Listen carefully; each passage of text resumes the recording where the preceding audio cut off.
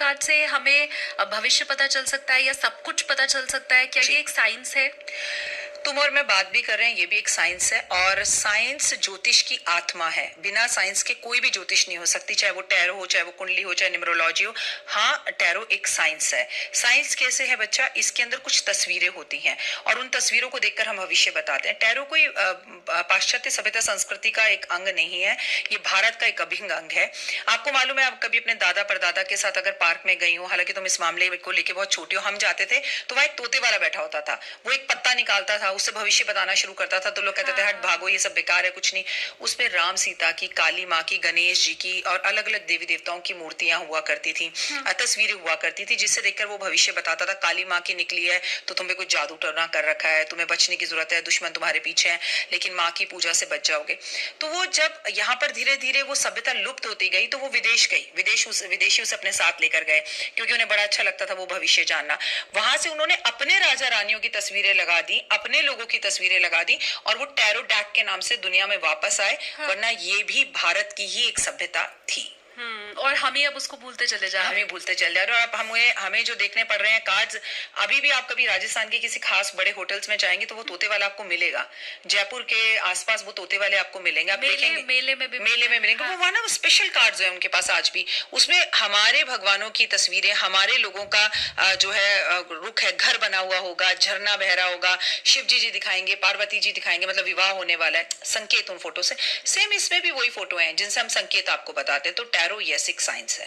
और उसी साइंस के जरिए आज हमारे साथ राखी जी आपका भविष्य बताने वाली है।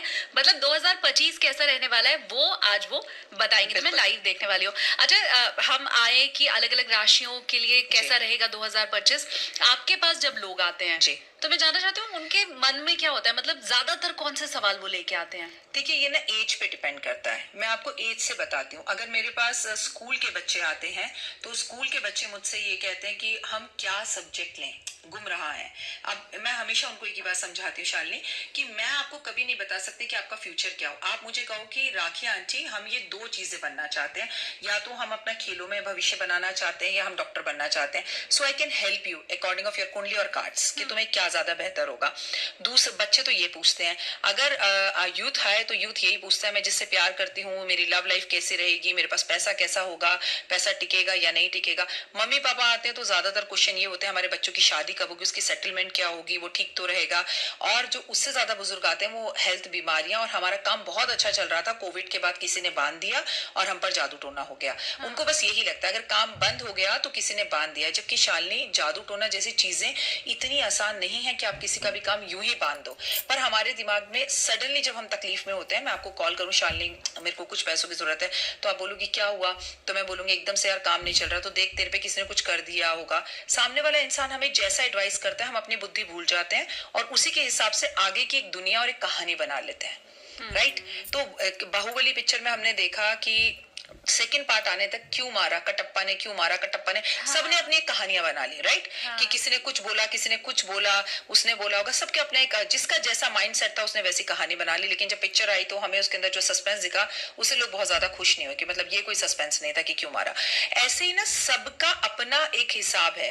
अगर आप बाबा को मानते हैं तो आप ऐसे में आपका दोस्त दुखी होगा, बाबा के पास जाने के लिए कहेंगे। आप भगवान को मानते हैं तो भगवान को जाने के कहेंगे।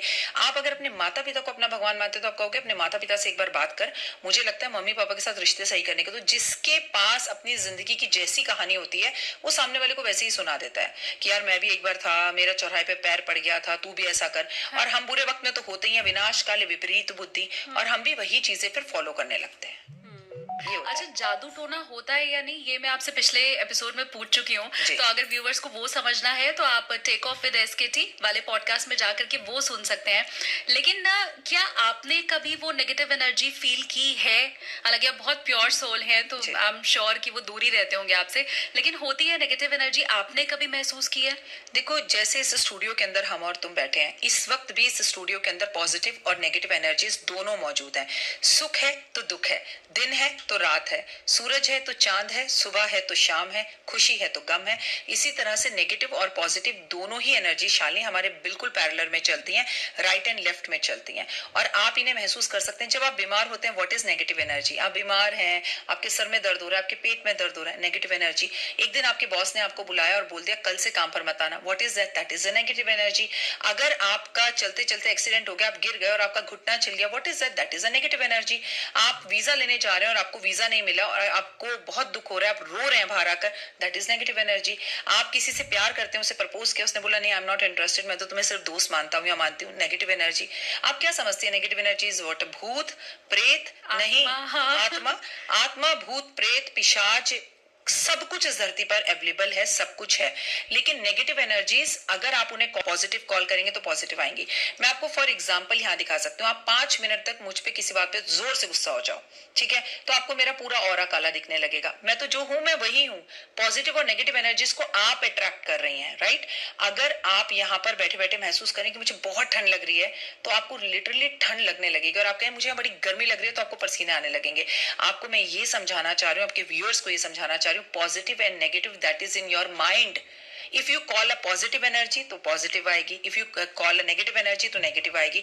फॉर एग्जांपल मेरे साथ देखो, ये कैमरा काला है, इसके ऊपर का लेंस काला है, ठीक है, ये कैमरा काला है, ये कैमरा काला है, वो वॉलपेपर काला है, वो काला है। जब मैं तुम्हें काला रंग दिखा रही थी, तुम्हें कोई और रंग दिख रहा था? तो मैं जो तुम्हें दिखा रही थी तुम्हें सिर्फ वही दिख रहा था, क्योंकि तुम सिर्फ काले को देखना चाह रही थी, राइट। हाँ. अगर तुम चाहती तो यहाँ इतनी बड़ी व्हाइट लाइट जल रही है, वो भी दिख सकती थी। So it is mindset. अगर आप काले रंग को अट्रैक्ट करेंगी तो नेगेटिव एनर्जी आएगी, positive, it's total up to you. अच्छा सोचो, अच्छा कहो। मैं आपको फॉर एग्जाम्पल बोलती हूँ, व्यूअर्स को भी बोलती हूँ, आप अपने ऐसे पड़ोसी जिससे आपको बहुत प्रॉब्लम है, उसको आपसे बहुत प्रॉब्लम है, एक दिन सुबह उसको देखिए और बोलिए हे भगवान, चाहे जैसा भी हो, आज इसको देख लिया, आज पैसे का लाभ होगा, जरूर होगा। अच्छा, एग्जैक्टली, क्योंकि आपने उसको देखते ही पॉजिटिव एनर्जी दे दी कि थैंक यू, तुमने मुझे ऐसे दिखा दिया भगवान, थैंक यू सो मच। अपने एक्स को देख लीजिए, उसकी कोई फोटो नजर आ जाए और आप ये सोचिए कि कुछ भी है, इसके साथ जब था मजा बहुत आता था, आनंद था, सुख की प्राप्ति होती थी, और आज इसका कॉल जरूर आएगा, कॉल जरूर आएगा, क्योंकि आपने वाइब्रेशंस पॉजिटिव भेजी है। लेकिन हम इसका उल्टा करते हैं, हम ऐसे पड़ोसी को देखते हैं जिससे हमारी लड़ाई हुई हो, हम उसे नकारात्मकता बोलने लगते हैं, हे भगवान दिख गया।